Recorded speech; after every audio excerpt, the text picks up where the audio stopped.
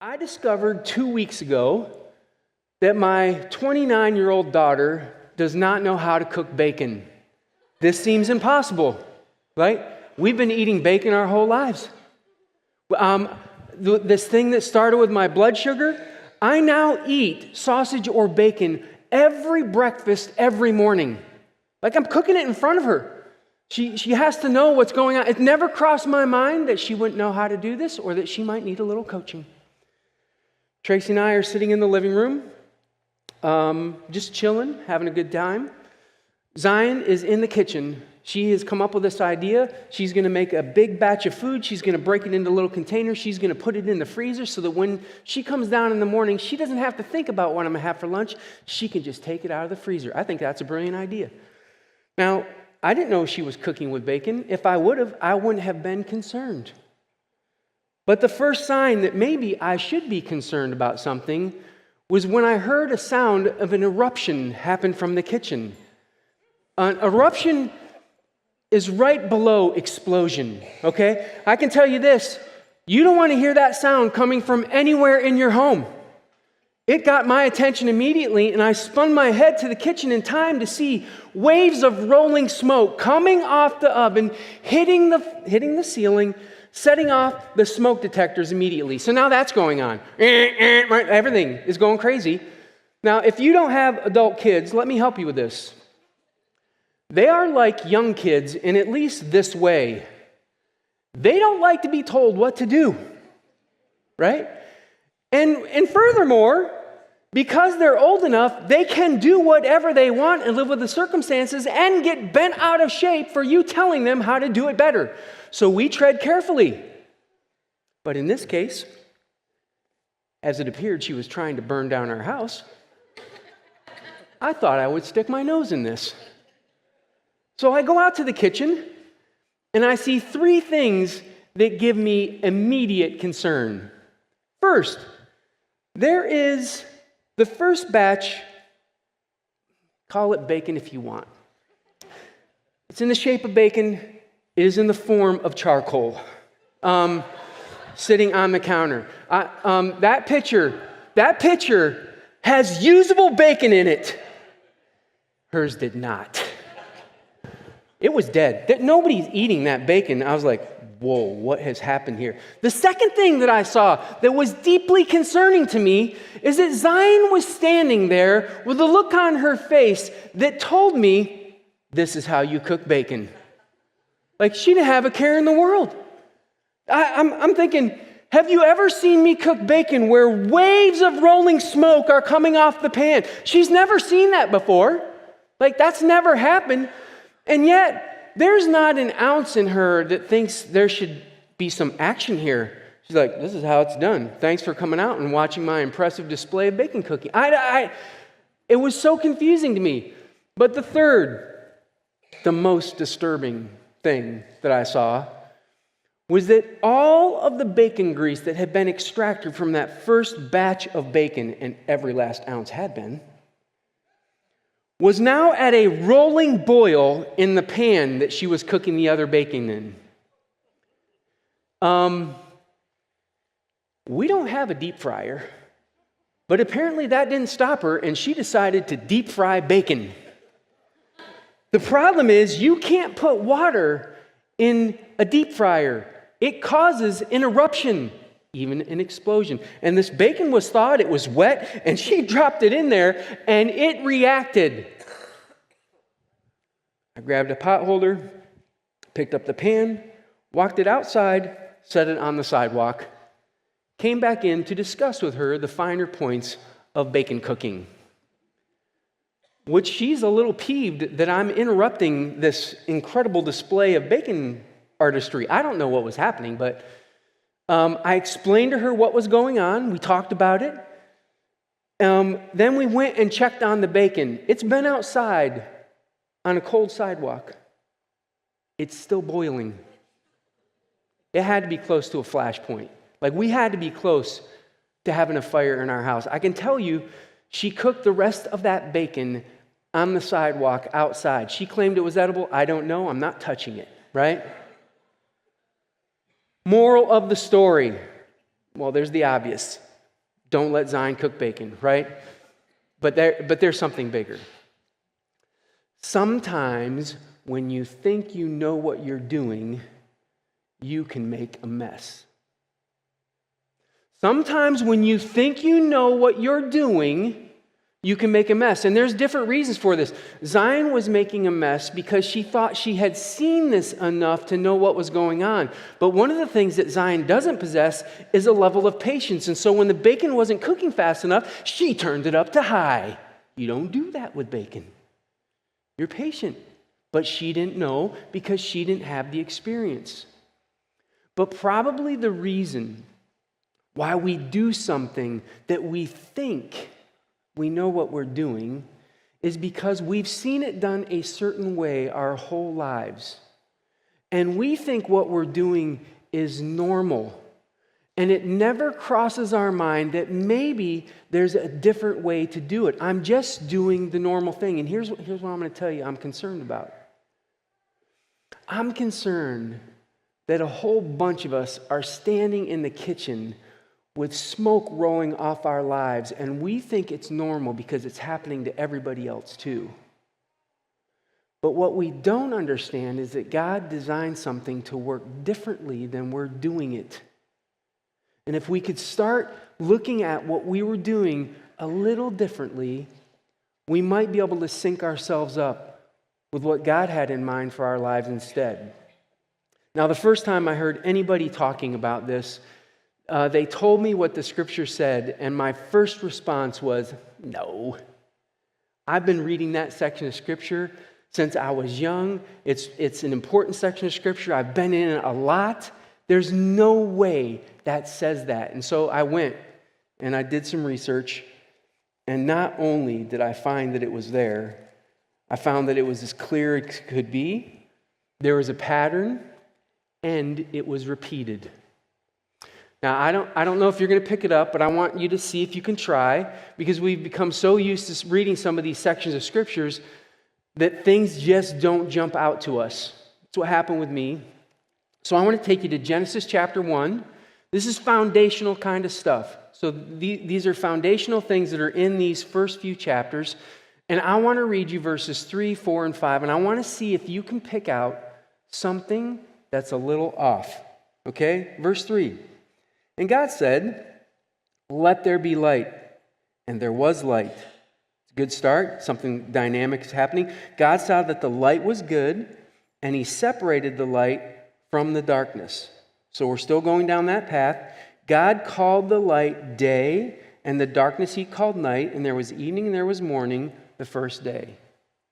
Did you see anything odd, hear anything odd, anything strange in that section of Scripture? Somebody had to draw my attention to it. But did you notice the order of the day?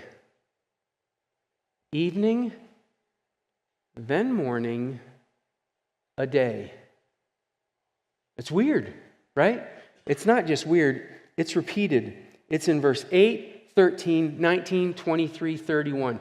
Every other one of the days that God does a form of creation and does something and calls it good, He ends it by saying, it was evening, it was morning, a day. The only day He doesn't say this for is the seventh day, which is Sabbath. Now, logically, if the day before that has a pattern and the next day has a pattern, that day is going to fit in the pattern, but you probably don't know this either. If you're an Orthodox Jewish person and you practice the Sabbath, that starts for you on Friday night. So Friday night, the Sabbath starts. It goes all through the evening. It goes through all day Saturday. And when Saturday evening comes, it ends, and there's actually lots of parties. I've been in Israel, and they would explain what would happen on Saturday night. It gets crazy. It gets crazy. People are like, we're done resting. It's time to celebrate. And they come out, and they start doing that on Saturday night. This pattern is intact for all of the days of God's creation. Evening, morning, a day. Now, I don't know about you, but this is not how I have lived most of my life. My day has started in the morning, And I was raised on a farm with a dad who, if it was after 6 o'clock, wouldn't even call that morning. He would greet you with after morning if it was after 6. You had to be there before 6 before he would say good morning to you. So my day started in the morning. It's always started in the morning. Has anybody else ever had that kind of experience? I bet you I'm talking to everybody here. The start of our day is the morning. Well, what's the problem with that? I don't know if it's a problem, but isn't it just a reality? Tell me if this has been your experience at all. You wake up with what's ahead of you on your mind. And the weight of it is significant. I have so much to do today. I am going to be busting out to get this all done. I don't know if I can even do it, but I'm going to give it my best. And so you're already consumed by what you've got ahead of you as soon as you wake up. If you have a bad morning, it sticks with you. Like it follows you throughout the rest of the day. If you have a long day, when you get home at night, do you do what I've done? I process that day. Like I think about what's happened during that day. And sometimes even when I go to sleep, that day doesn't end for me because it keeps me up thinking about what just went on that day.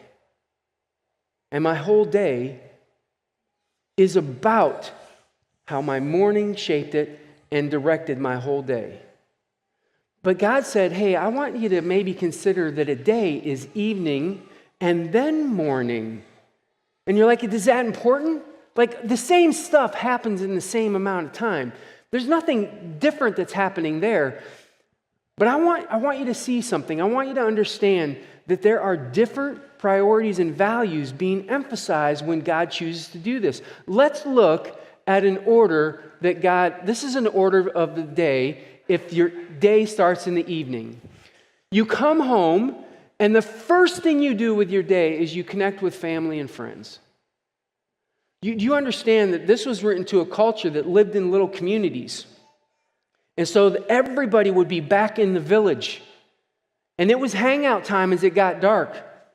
And you were now, the start of your day was family, friends, connection. And then you would relax. And then you would rest. And you would do all of that before you worked. That was the order of God's day. Now let's look at an order of my typical day. So let's go to the next one. I wake up and I'm thinking about work. In fact, I'm talking about work. I'm talking about work when I come home. My going to bed is an act of preparing for the next day of work. Like I have to do that at a certain time if I'm going to be in decent shape. And so it has influenced almost all of my choices. Now, I want to be real careful here. This is not an anti-work talk. You're never going to hear that from me. I believe that God created work on purpose to give you value and meaning to life.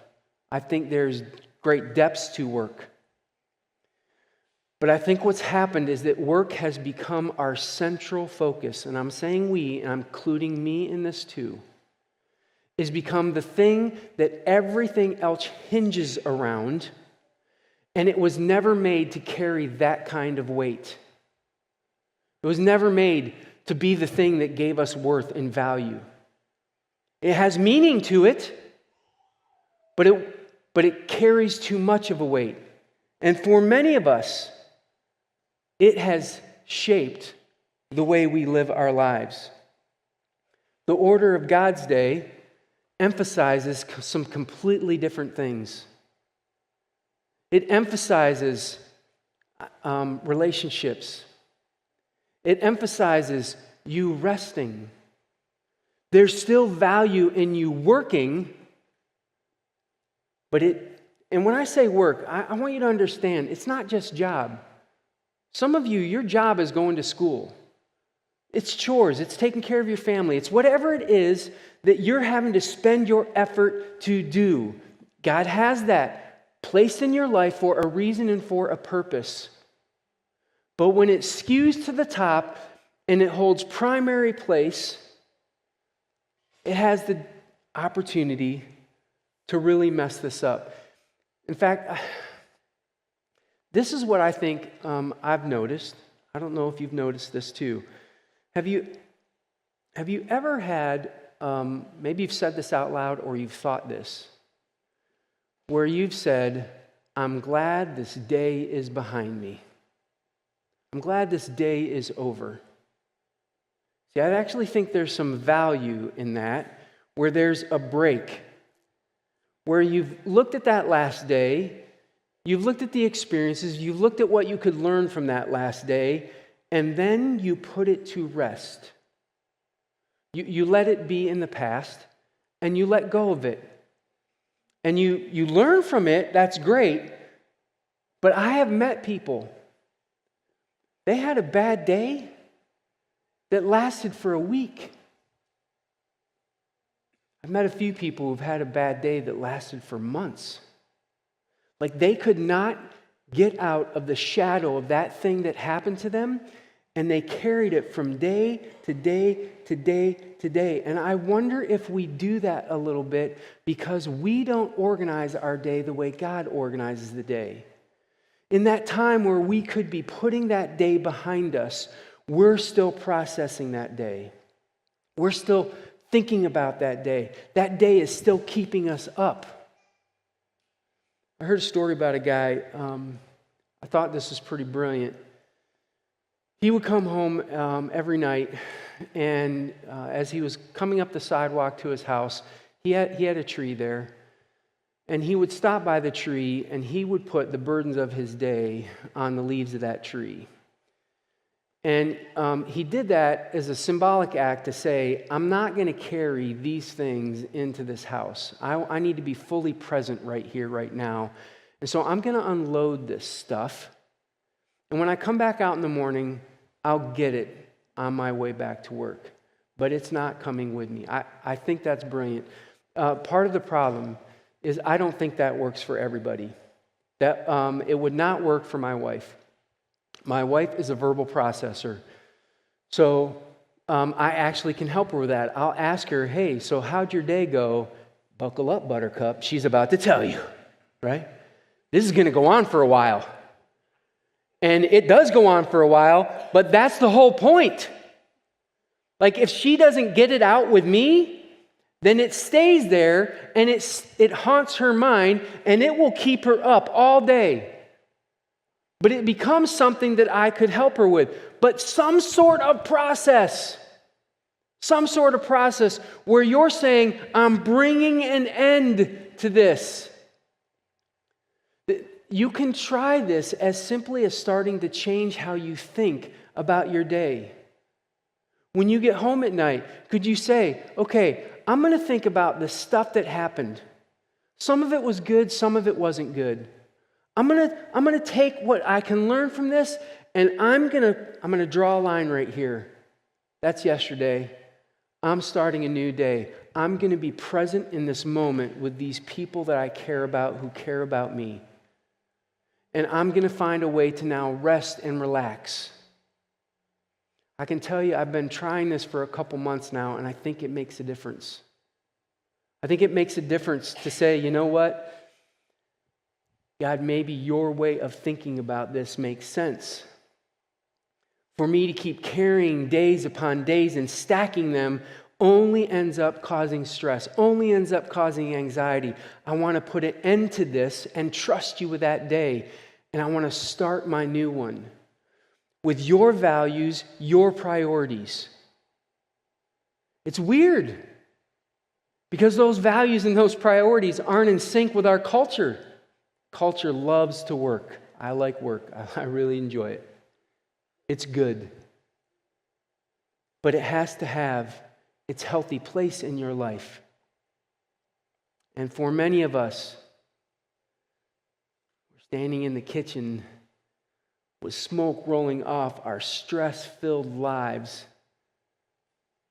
and we're thinking, this is normal. Wouldn't it be worth trying something different? Wouldn't it be worth trying to say, I'm going to see if I can sync up with how God thought about a day and see if that will start making a difference for me?